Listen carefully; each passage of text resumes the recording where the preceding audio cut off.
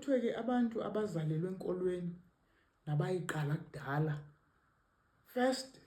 the first will be last and the last will be first.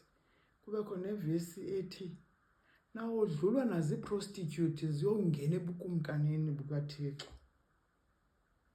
Bazanodlula bayongena kwi-kingdom of God bazayiva kanye.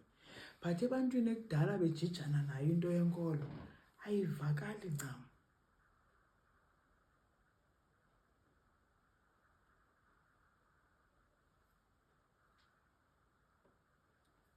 Inkosi isincede.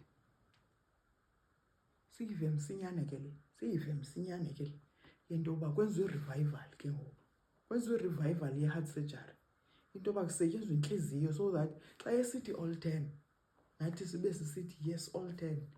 Siqale ngecharacter yakho kuqala iyabonakala apha emzimbeni. Usifundise yona ezawukwenza sithobele u-all 10.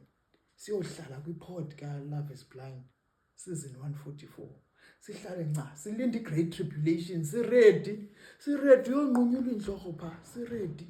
Emveni koko ke ngoku usithathe nabangcwele abaleleyo usithathe siye kuso ukujoyina apha kuba uzasilinda pha.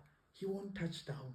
Uzasilinda pha sincothuke siye kuye athi uShelly Siza, caught up to meet him, can't wait to see him when he cracks the sky. Uyatsho naye ba caught up to meet him. Akutshongo ba he will touch down to fetch us. Caught up to meet him. Ayibhudi uyifunda naku-Revelations 1.